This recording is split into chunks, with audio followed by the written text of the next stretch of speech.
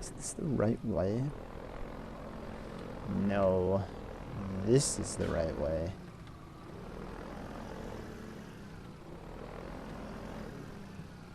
Hello?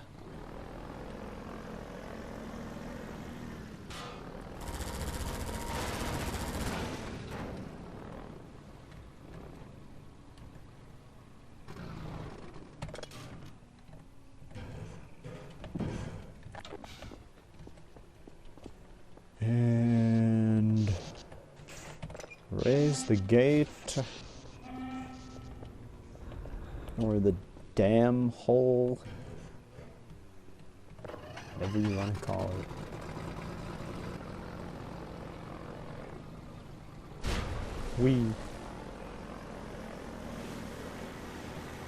Ooh, a box. A useless box. There's more box. I have like a million things of ammo that I just picked up. I don't need any of these boxes. Whoa.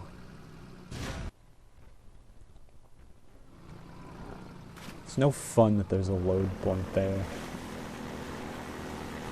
It reduces the wow factor.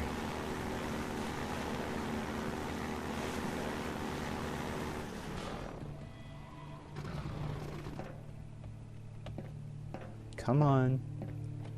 No? Alright. I cannot get up. Gotta move the boat. Can I seriously? Come on. There we go. Ever since the early days of Half-Life 2's development, Eli's lab was an important location. However, as the game changed, so did the lab's setting. At different points in development, it was situated under an overturned ship, or in a man-made cave filled with hanging gardens and underground wells. One iteration more closely resembled a garage rather than a lab, and was filled with old cars and mechanics equipment. Eventually, Eli's lab found its home in the decommissioned hydroelectric power plant dubbed Black Mesa East. Here we are. You guys are quick. Okay, it's human. Hello? Take it easy in there. You're safe now. Hi. You'll have to forgive the scanning process. We can't take any chances. I'm Gordon Freeman. Dr. Freeman? Yes. Gordon Freeman? Is that you? No. You've made it here this quickly. Well, Eli is going to be I was amazed, lying. not to mention relieved. I'm Dr. Mossman, Dr. Judith Mossman. I've been hearing about you since long before the Black Mesa incident. Oh, Black Mesa. I do so envy you working with Eli and Dr. Kleiner when they were at the top of their field. Ah, there we go. You can come through now. I was at the top of my field, too. Pushing carts and buttons. I'll take you down to Eli right away. He would never forgive me if I kept you waiting. Judith Mossman is actually a character born from the cut content of Half-Life 1. Although the voice on Half-Life 1's introductory train ride says Black Mesa is an equal opportunity employer, not a single female employee is seen in person throughout the entire game. Technical limitations at the time precluded the use of the textures needed to incorporate female scientists, which resulted in Black Mesa being inhabited entirely by males. In the concept stage, there was originally going to be a female scientist who would betray Gordon, telling him to wait in a room while she snuck off and called in guards who would attempt to capture the player.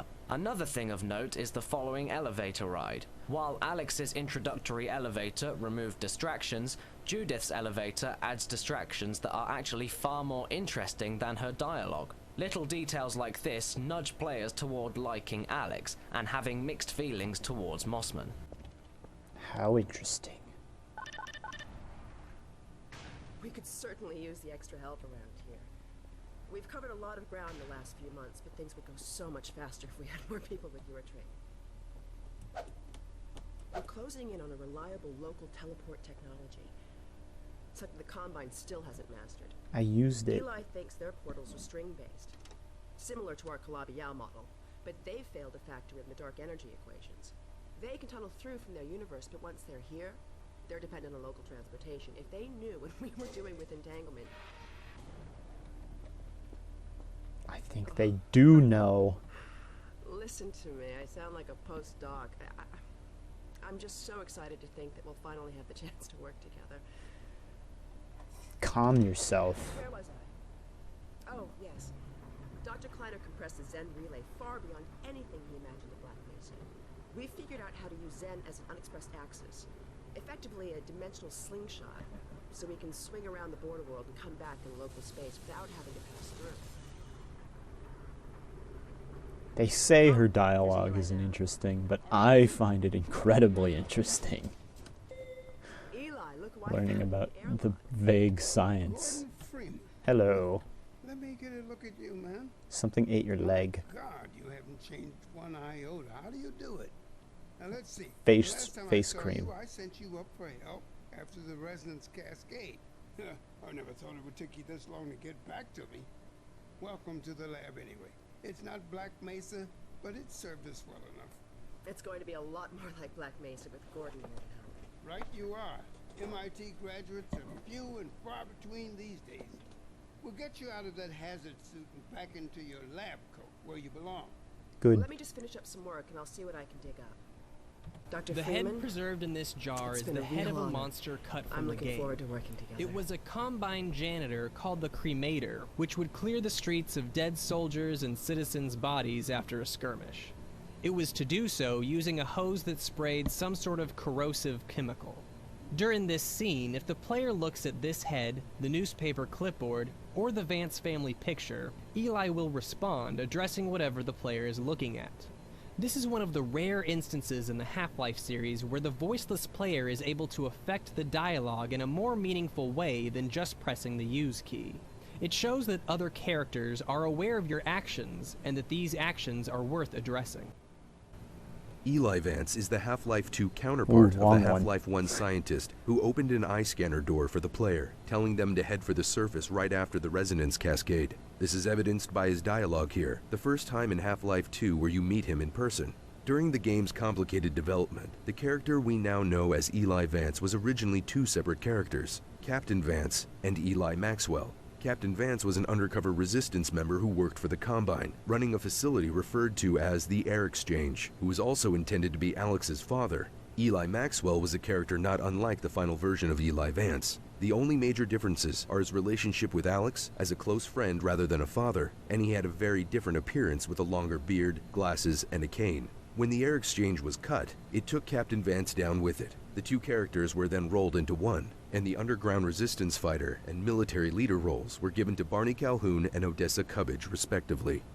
It has also been officially stated that Eli Vance lost his leg to a bull squid, a Half-Life 1 enemy that was also cut from the sequel during development. As an in-game explanation has never been provided, this is still considered to be true within the game's fiction. Hello. You got your leg eaten? That's unfortunate. Feel free to look around. Dr. Breen. He's the administrator of this whole vile business now. He ended the 7 Hours War by managing Earth's surrender. The Combine rewarded him with power. I wish you could read these.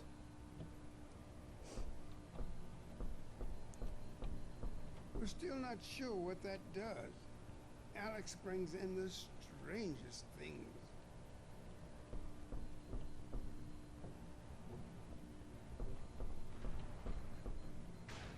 Oh, Gordon. The Vortigaunt said you were here. I can't believe you made it so quickly on foot. I believe he broke your record, honey. Ha. He earned it.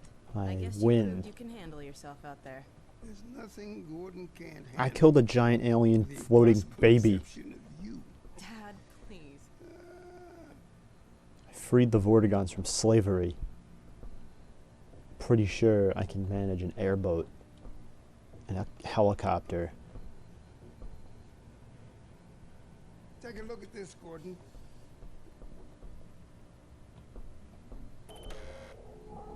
Oh, you're gonna create a second resonance cascade. Cool. Because that's just what I want. To have to fight another giant floating baby.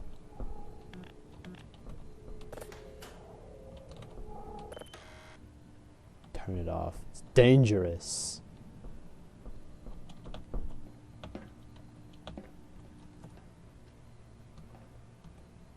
Am I allowed to be up here?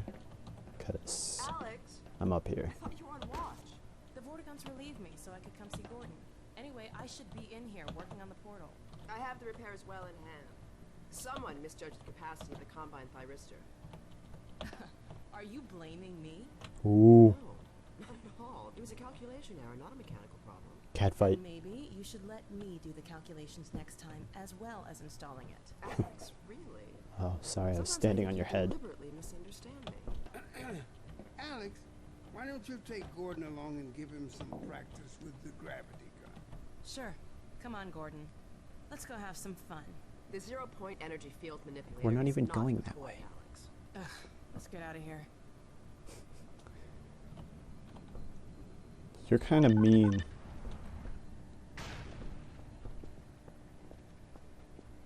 How you're doing the weird backwards so I walk. met Dr. Mossman.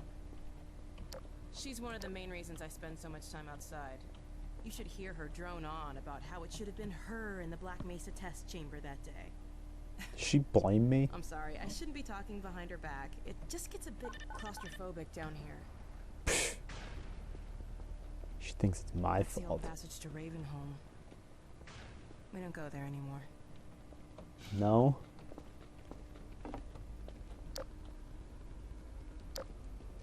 We used to be able to go right up there to Ravenholm. It was an old mining town inhabited by some escapees from City 17. Believe me, that tunnel is sealed for a reason. Foreshadowing. Alex Vance was not a typical video game heroine at the time of Half-Life 2's release. However, this was not always the case. She originally wore a two-toned bodysuit with knee-high boots and belts with buckles. A few weeks before the E3 reveal, it was decided that she was not a unique character and that she needed to stand out from the crowd. Emergency meetings were held on weekends to try and make her fresh and different. Among the concepts that were considered were giving her glasses or braces and making her a mechanic. The final Alex we have today is a talented hacker, a fighter, and a persistent and determined individual with a kind heart who is willing to get dirty and make do in her fight for freedom. Wouldn't really make much sense to have her have braces. I mean, it's been 20 years since the 7-hour war. They probably were broken and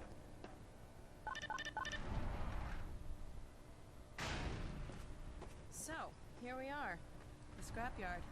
home sweet home. Tire This swing. is a gravity gun my father was talking about. You can call it the zero-point energy field manipulator if you really want to. Oh, I do. It's designed for handling hazardous materials, but we mainly use it for heavy lifting. Give it a try. The Dr. primary Mossman trigger may hits a call it the charge. zero-point energy You field can punch stuff manipulator, instead but of almost fly. everyone else calls it the gravity gun. Valve has always made it a point to create the illusion that their worlds are tangible. This was part of the reason why Half-Life 1's crowbar visibly reacted when it struck against a wall, accompanied by the appropriate sounds and leaving a mark on the surface. The gravity gun was designed for the same purpose, allowing the player to use Source's physics system to their advantage. The gravity gun's claim to fame is its ability to pick up almost any small or medium-sized physics object and launch it into an enemy. The heavier the object, the more damage it will do. It allowed players to be creative and draw ammo or medkits to them while hiding behind cover, kill an enemy with a toilet, return a grenade to sender, or hold a radiator in front of them as a shield. Giving the player a tool like this opened up possibilities for many different types of mechanics, which heavily influenced the design and gameplay of Half-Life 2, with some of the most well-known showing up in the game's next chapter. Players' responses to the gravity gun over the years have been extremely positive, and as such it became a staple of the episodes that follow Half-Life 2, Episode 1 in particular.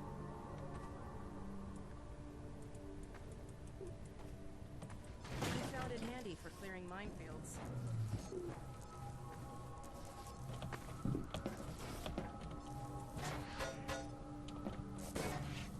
The secondary trigger lets you grab things. You can throw them with the primary. Once you pick something up, you can drop it gently by pressing your secondary trigger again.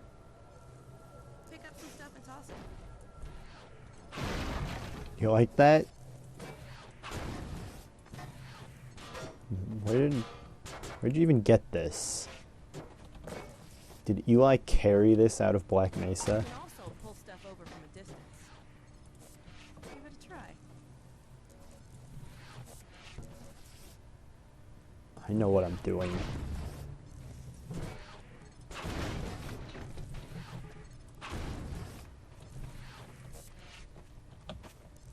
See if you can stack some stuff to climb up here.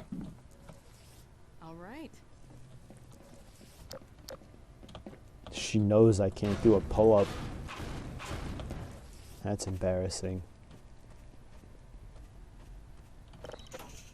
Ooh. Dog is a fan favorite character, and is one of the few characters to have almost no major redesigns after his initial sketch, having essentially jumped straight from his concept art into a final in-game model with only a few recolors. He is based on classic sci-fi movie robots, like Robbie from Forbidden Planet. He is visibly made up of parts from various machines, the most recognizable being the Combine City scanner camera that serves as his face. His name suits him well, as his personality, his vocalizations, and his relationship with Alex all display very dog-like qualities. Playing fetch with him is a very fun way to playfully teach the gravity gun's mechanics, while establishing his character. Now let me call Dog. He loves to play fetch. Dog! Come!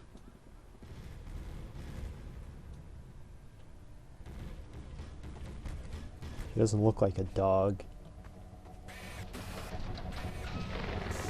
Good doggy. Gordon, this is Dog. My dad built him to protect me when I was a kid. First model was about yay high. I've been adding to him ever since. Haven't I, boy? Okay, Dog, let's play catch with Gordon. You'll need to use the gravity gun. Go What? ahead, Dog. I'm not allowed to use my hands?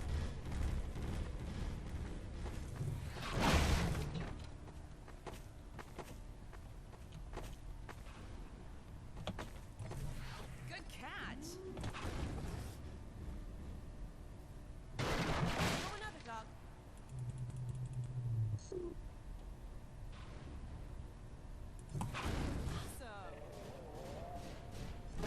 Another one, Dog.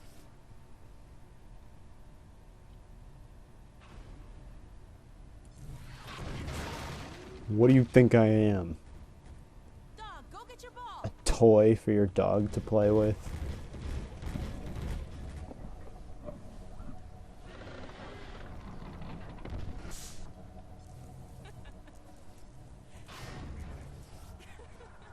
Stop laughing.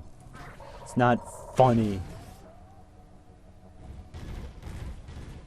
Throw it, Dog. Good throw. Farther. Farther.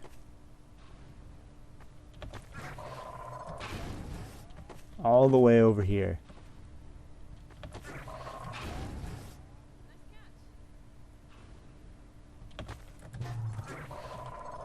You're a little short there, dog.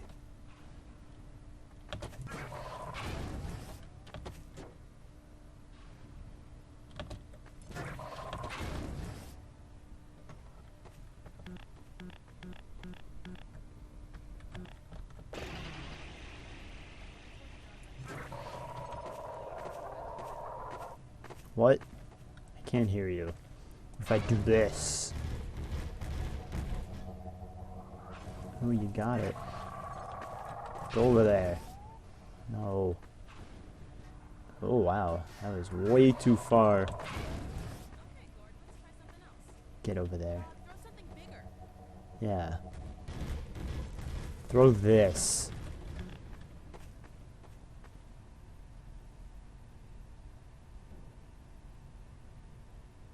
No, Dog. No, no, boy. Down. No, Put that let him down. throw it. Do it. What is it, Dog? Oh my God, what was that? Scanners! Bombs. Oh, the Combine sweeping the area! It's the end of the Got it, world. back to the lab. Come on, Gordon. I'm on my way. Head crabs. No. Whoa. Your dog almost killed me. Crazy. Trampling me.